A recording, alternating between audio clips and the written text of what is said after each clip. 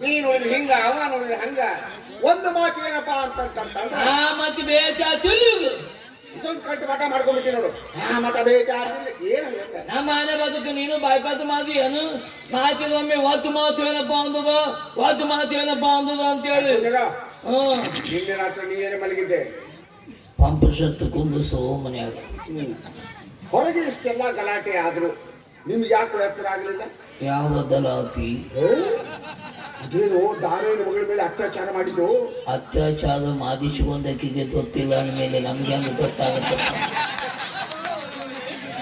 ತುದು ದಪಾತಿ ಬಾಲಿ ಕೈ ಚಿಕ್ಕದಲ್ಲಿ ಚಿಕ್ಕಪತಿ ತಿನ್ನೋದು ಚಂದ ಮಾಡಿದ್ದು ಅದು ಮಾತು ಏನಪ್ಪಾ ಅಂದ್ರೆ ನಾವು ಮಕ್ಕೊಂದಾಗ ನಮ್ಮ ತೆಲಗುಂಬಲೆ 4 ನಗಾದಿ ಇತ್ತು 4 ಮಂದಿ ಕೈಯಾಗ ಗುಣಕಿ ಕೊತ್ತು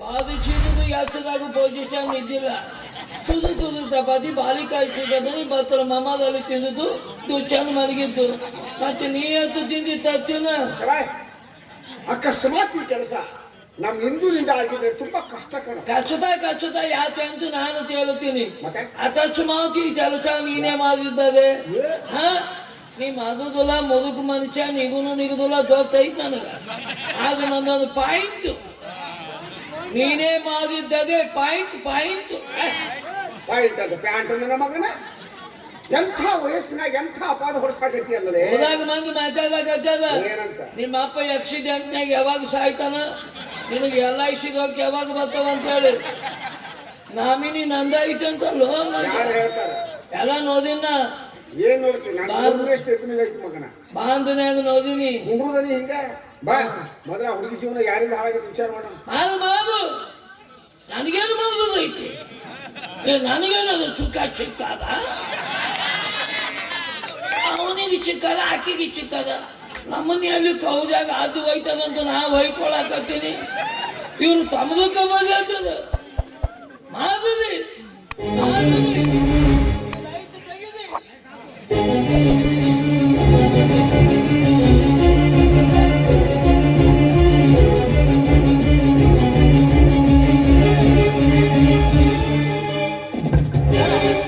ನಮ್ಮ ಹುಡುಗನ ತಲೆ ಮೇಲೆ ಈ ರೀತಿಯ ಅಪವಾದ ಹೊರಸೋ ನೀನು ರಾತ್ರಿ ನೀ ಎಲ್ಲಿ ಮಲಗಿದ್ದೆಪ್ಪ ಭೂಪ ರಾತ್ರಿ ಬೆಳತನ ನಾವು ಮಲ್ಕೊಂಡೇ ಇಲ್ರಿ ಬೆಳತನಕ ಎಳ್ಳು ಹುಡುಗರಿ ಎಳ್ಳು ಇಲ್ರಿ ಬೆಳತನ ಇಬ್ರು ಸೇರಿ ಕುಡಿದ್ರಿ ಸಾಕಾಗಲ್ಲ ಅಂತ ಮತ್ ನನ್ ತರ ಕಳಿಸಿದ್ರಿ ಮತ್ ಬೇತ ತಿಳಿಗ ಏ ಅಪ್ಪ ಇಂದು ನಾನು ಚೆದೆ ಕುದಿತಾನ ನೀನು ತುದಿತೀಯ ಇನ್ಮೇಲೆ ನಾನು ತುದಿತೀನಿ ನಮ್ಮ ಮನೆಯಾಗ ಯಾರು ನೀನು ಕುದಿಯೋದು ಬ್ಯಾಡ ಅದ್ರಂದಿ ಅತ್ತೆ ಅಣ್ಣ ನೀನು ನಾನು ಚೆದೆ ಕುದಿಯೋನು ಊಟ ಮಾಡೋನು ಮಂದಿಗೆ ಹೇಳೋನು ನಾವು ಬಬಲಾದಿ ಅಜ್ಜನ ಭಕ್ತರು ಅದಕ್ಕೆ ಇದನ್ನು ತಗೊಂತೀವಿ ನೀವು ಬೇಕಂದ್ರೆ ನಮ್ಮ ಮನೆಗೆ ಬಂದು ನೀವು ತಗೊಂಡು ಹೋಗ್ರಿ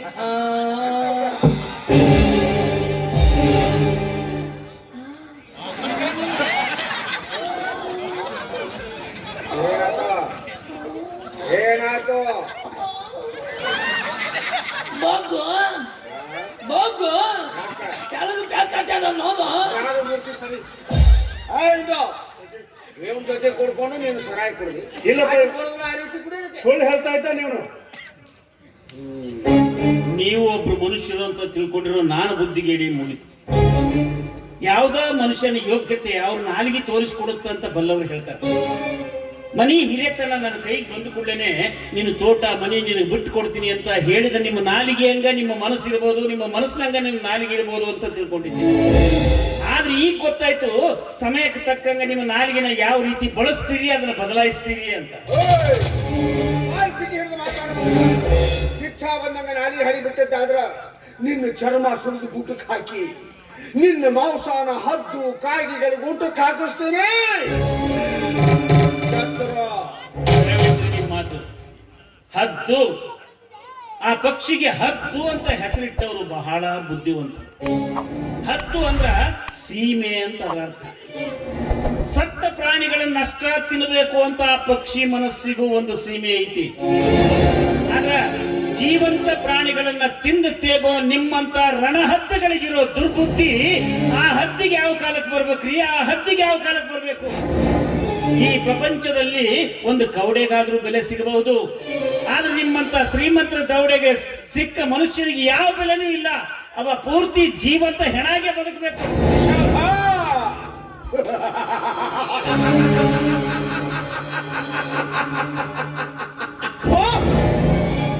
ಮುಕ್ಕೋದಕ್ಕೆ ಮುಷ್ಟಿ ಅಕ್ಕಿಗೂ ಗತಿ ಇರದಿದ್ರು ಸಕ್ಕಿಗೆ ಮಾತ್ರ ಕೊರತೆಗಿಲ್ಲ. ನಿನಗೆ ಕೊಡ್ತೇನೆ, ನಿನ್ನ ಯೋಗ್ಯತೆಗೆ ತಕ್ಕ ಬಹುಮಾನ ಕೊಡ್ತೇನೆ. ಇನ್ನೊಂದು ಪೆಟ್ಟು ಹಾಕಿದ್ರೆ ನಾವು ನಿಮಗೆ ಎದುರು ನಿಲ್ಬೇಕಾಗುತ್ತೆ. ಯಾಕಂತಂದ್ರೆ ಒಂದೇ ಸಲ ಹೊಡೆಸ್ಕೊಂಡು ಮೈ ತುಂಬಾ ಬಾಸುಳ್ಯಗಳು ಮೂಡಿದೆ. ನೀವೇನು ಪಾರ್ವತಿಯ ಪಾವಿತ್ರತೆ ಯಾರಿಂದ ಹಾಳಾದಂತ ಪರಿಶೀಲಿಸ್ತಾ ಇದ್ದೀರೋ ಅಥವಾ ಇವನ್ ಮೇಲೆ ಸೇಡ್ ತೀರಿಸ್ಕೊಳ್ತಾ ಇದ್ದೀರೋ? ಸೇಡ್ ತೀರಿಸಿಕೊಳ್ಳಕ್ಕೆ ಇವನೇ ನಮ್ಮ ಸಂಬಂಧ. ಇವನೇನಾದ್ರೂ ನಮ್ಮ ಆಸ್ತಿ ಏಕೆ ಹಾಕಿದಾನ? ಅವನ ಆಚೆ ನಮ್ಮ ಪ್ಯಾಚ್ ಹಾಕ್ಯಾನ. ನೋಡ ಮಾತಿ ಪಾಪ ಹುಡುಗಿ ಮುಖ ನೋಡಿದ್ರೆ ಕರುಳು ಚುರ್ರು ಅನ್ನುತ್ತೆ. ಬಡ ಹುಡುಗಿ ಅನ್ಯಾಯವಾಗಿ ಅವಳ ಶೀಲ ಹಾಳಾಯ್ತಲ್ಲ ಅಂತ ಪರಿಶೀಲನೆ ಮಾಡ್ತಾ ಇದ್ದೇನೆ.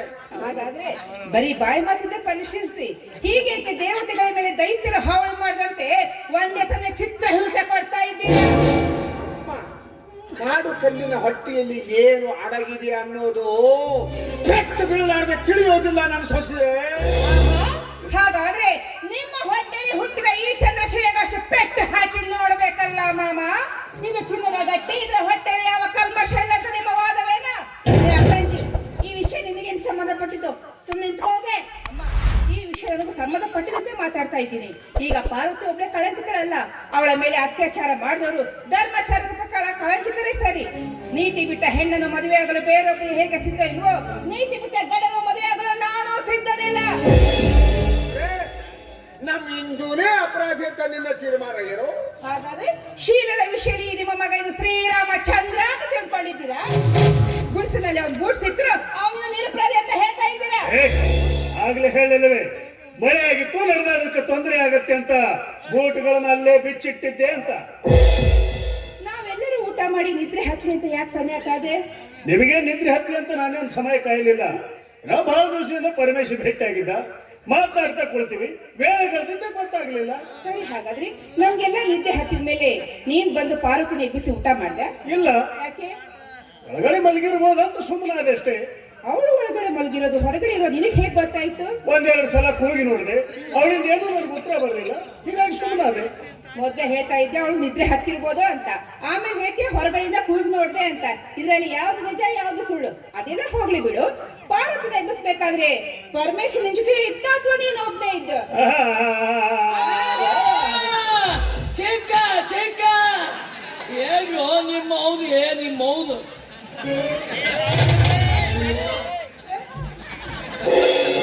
ಈ ಕಡೆಯಿಂದ ಇಟ್ಟಾಗ ಆ ಕಡೆ ಪಾರಕತ್ ಮಗನ. ನಿನ್ನವನ ಅದೊಂದು ಗುಣಿ ಇಟ್ಕೊಂಡು ಏತಾಗ ಹಾಗಾತೀಯೋ? ನನ್ ಜೊತೆ ಪರಮೇಶ್ವರ ಇದ್ದ ಅಲ್ಲಿ. ನನ್ನ ಇನ್ನಷ್ಟು ಸರಾಯಿ ತಗೊಂಡ್ ಬಾ ಅಂತ ಕಳಿಸಿದ್ರು, ನಾ ವಾಪಸ್ ತಗೊಂಡ್ ಬರೋದ್ರಾಗ ಈ ಘಟನೆ ನಡೆದು ಹೋಗಿತ್ತು. ಈಗ ಗೊತ್ತಾಯ್ತಾ ಈ ನೀಚ ಕೃತ್ಯ ನಿಮ್ಮ ಮಗನಿಂದಲೇ ಆದಿದ್ದು ಅಂತ? ಒಂದು ಬಲವಾದ ಆಧಾರ ಸಾಕ್ಷಿಗಳಿಲ್ಲ. ಕೇವಲ ಈ ಭಿಕಾರಿ ಮಾತಿನಿಂದ ನನ್ನ ಮಗನೇ ಅಪರಾಧಿ ಅಂತ ತೀರ್ಮಾನಿಸ್ಬೇಕಾ ನಾನು? ನಿಮ್ಮಂತ ತಿದ್ದಲಾರದ ಅಶುದ್ಧ ಸ್ವಭಾವದ ಮಾನವ ಜೊತೆ ವಾದ ಮಾಡೋದ್ರಲ್ಲಿ ಯಾವ ಅರ್ಥನೂ ಇಲ್ಲ. ನನಗೆ ಸ್ವಲ್ಪ ಕಾಲಾವಕಾಶ ಕೊಡಿ.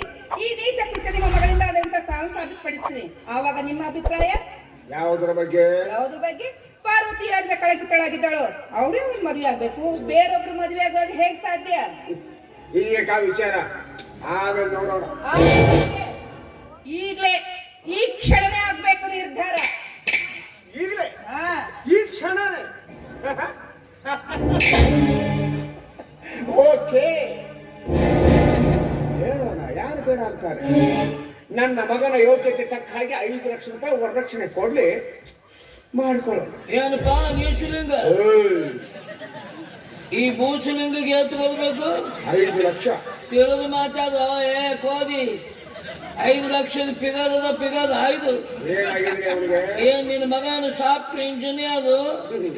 ನಾಳೆ ಮುಗಿದ್ರೆ ಆಗ ಏನಾಗ್ತಾನ? PUC ಚೆಗಂದಿ ಫೇಲ್ ಆಗಿ 3 ವಾಚ್ ಆಯ್ತು, ಮನೆ ಕುಂತಾನ.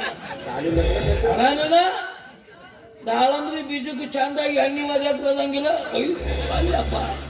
5 ಲಕ್ಷ ತಿಳಿದು ಮಾತಾಡ್ಬೇಕು ಕೋದಿ ಏನಾಗಿಲ್ಲ ಐತ್ ನೋಡಿ ಪಿಗದ ಅವನ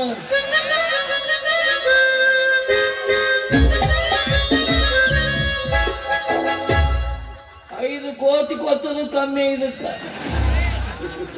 ಕೊಡ್ತಾರ ಒಂದ್ 5 ಕೋತಿಗಳನ್ನ ತಂದು ಕೊಡ್ತಾರ. ಇಲ್ಲಿ ಜಾತ್ರೆ ಆಡಿಸ್ಕೊಂಡ್ರು ಆ ಕೋತಿ ಅಲ್ಲ ದೊಕ್ಕ ರೊಕ್ಕ ಯಾವ ನಿನಗ ನಾಲಿಗಿನ ಸುದ್ದಿಲ್ಲ. ನಾಲಿಗೆ ಸಂಸಾರ ಮಾಡುತ್ತಾನ. ಬಡವರಾದ ಅವರಿಂದ ಕೊಡಲಾದ ಹಣದ ಮೊತ್ತ ಹೇಳಿದ್ರೆ ಈ ಕುತ್ತಿನಿಂದ ಪಾರಾಗ್ಬೋದು ಅಂತ ತಿಳ್ಕೊಂಡಿದ್ದೀರಾ ಮಾಮಾಶ್ರೀ? ಹೀಗ್ಯಾಕೆ? ಮುಂದೆ ನೋಡ್ಕೊಳ್ತೀನಿ ನಿಮ್ಮನ್ನ ನಿಮ್ಮ ಮಗನ್ನ. ಮಾಮಾಶ್ರೀ, ನಾನು ಬರೋರ್ಗ ಮಾತ್ರ ಬೇರೆಯವ್ರ ಹವ, ನಾನು ಬಂದ ಮೇಲೆ ನಂದೇ ಹವ. ನೋಡೋಣ ಮುಂದೆ ಯಾರ್ಯಾರ ಹವಾ ಎಟ್ಟೆಟ್ಟು ಕರ್ತಾವ. ನನಯ ಇದೇನೋ ಒಂದು ಇತ್ಯರ್ಥ ಆಗ್ಲಿಲ್ಲಪ್ಪ. ನಮಗೀಗ ಸಮಯ ಇಲ್ಲ, ಹೋಗ್ಬೇಕು. ನಿನ್ ಕಾರಣ ಹತ್ರ ಬಾ, ನಿನ್ ಜೊತೆ ಸ್ವಲ್ಪ ಮಾತಾಡೋದಿದೆ. ತಂಗಿ ಹಿಂದೆ ನೋಡಿ ಅಪ್ಪನಿಗೆ ಬನ್ನಿ. ನನ್ನ ಮಗಳು ದೈವ ಭಾಳ ಕೆಟ್ಟದಪ್ಪ. ನಿನ್ನ ಚೀಲಕ್ಕೆ ಎತ್ತಿಲ್ಲ ಅದು ಪುಣ್ಯ. ನಾನು ಚೀಲ ಬಾಹುಬಲಿ ಅಂಗಡಿಯಾಗದ ಬರ್ರಿ. ಅಪ್ರಂಜಿ ಬಾರೆ ಹೋಗೋಣ. ಬರ್ತೀನಿ. ಓ ಸುಷ್ಮಾ ಸೋದಾಜೋದ ಪ್ಲೀಸ್ ಕಮ್. ನಂದೊಂದು ಪಾಯಿಂಟ್. ಏನಪ್ಪ ನಿನ್ ಪಾಯಿಂಟ್? ಈಗ ಹಿಂದೂ ಅನ್ನೋ ಮಾದಿಲ್ಲ ಅಂತಾನ ಬ್ಯಾದ ಬಿತ್ತು ಅಪ್ಪ ಅಂತ ಮಾತುದಲ್ಲ. ಮುದುಕ್ ಮನುಷ್ಯ ನಿಗುದಿಲ್ಲ. ನಿನಗ ಗೊತ್ತಿದ್ದ ಮಾತು. ಇನ್ನು ನಾನಂತೂ ಹೆಂಗದೀನಿ ಅನ್ನೋದು ಶುದ್ಧವಾದ ನಿನ್ನ ಆತ್ಮವನ್ನೇ ಕೇಳಿಕೊ. ಬೇಕಂದ್ರೆ ಅಲ್ಲಿ ಕೂಜಾದ ಐತಲ್ಲ, ಕೂಜಾದಾಗ ಹೋಗಿ ಕೇಳಿಬ. ಹೌದಲ್ಲ? ದೇವರಲ್ಲಿ ಮಿಸ್ತಿಕು ಅಂತದ ನನ್ನಲ್ಲಿ ಒಂದಂಗಿಲ್ಲ. ಅಕಸ್ಮಾತ್ ಈ ಕೆಲಸ ನೀನೇ ಮಾಡಿದ್ದಾರೆ ಪಾಯಿಂಟ್ ನೀನೇ ಮಾಡಿದ್ದಾರೆ ಪಾಯಿಂಟ್. ನನಗ ಬಾಳ ಹರ್ಕತ್ತಾಗಿತ್ತು, ಅದಕ್ಕೆ ಇಂಥ ಕೆಲಸ ಮಾಡಿನಿ. ಬಾಯಿನ್ ಹೋಗೋಣ. ಅದಕ್ಕೊತ್ತಿದ್ದು ಮಾತದೆ ಏನಿದೆ. ಬರೀ ಶೋಭಾ ಕದಂದಾಜಿ ಹೋದ. ಮತ್ತೇನ್ರಿ ಯಡಿಯೂರಪ್ಪ ಮಾಮಾರ? ಮಾಮ ಪುಣ್ಯ ಮಾಡಿರ್ಬೇಕು, ಮಾಮ ಅನಿಸ್ಕೋಬೇಕಾದ. ಬಾಬಾ ಇಲ್ಲೇನು ಭಾಷಣ ಮಾತಾಡ ಬಂದಿ ಪಾಪ ನೋಡಿ. ಯಾವ್ದು ದಿನಕ್ಕೆ ಹೆಂಗಾಗ್ಯಾರ, ಒಂದ ದಿನಕ್ಕೆ ನೋಡಿ ಹೆಂಗಾಗ್ಯಾರ. ಸೊದಿಗೆ ಸಣ್ಣ ಆಗ್ಯದ. ಕೆಟ್ಟದಕ್ಕೆ ನೋಡಿ ಚೀಲ ಕಲ್ಕೊಂಡಾಳ. ಚೀಲ ಅಲ್ಲ ಮಾಮ, ಶೀಲ. ಅದೇ ಚೀಲ ಶೀಲ. ಅದೇನು ವಜ್ಜಿತ್ತು ಅಗದಿತ್ತು. ಅಲ್ಲ ನಿನಗೆ ಹಾಕುತ್ತಿರಂಗಿಲ್ಲ. ಹೆಣ್ಮಗಳಾಗುತ್ತಿದಿ. ಯಾವಾಗಲೂ ಹೆಣ್ಮಕ್ಳು ಒಬ್ಬರೇ ಹೊಲಗದಿ ಮಲ್ಕೊಳ್ಳುವಾಗ ಹೊಲ್ಕೊಂಡಿ ಅದನ್ನು ಮಲ್ಕೋಬೇಕು. ಈಕಿ ಅದಕ್ಕೊಂದು ಮಲ್ಕೊಂಡ ಬಾತಲ ಹೀಗಾಗ್ಯದ.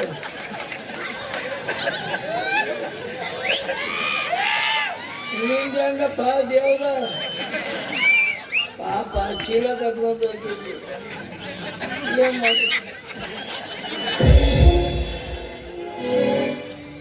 ಪಾರು, ಈ ನೀಚ ಕೃತ್ಯ ನಮ್ಮ ಮಾವನಂದ ಆದಂತ ನಾನು ಸಾಬೀತುಪಡಿಸ್ತೇನೆ. ಮುಂದೆ ನಿನ್ನ ಅಭಿಪ್ರಾಯ ಏನು? ಯಾರಿಂದ ಕಳಂಕಿತಳಾಗಿ ಅವರು ಮದುವೆ ಆಗ್ಬೇಕಲ್ಲ, ಅದಕ್ಕೆ ಹೇಳ್ತಾ ಇದ್ದೀನಿ.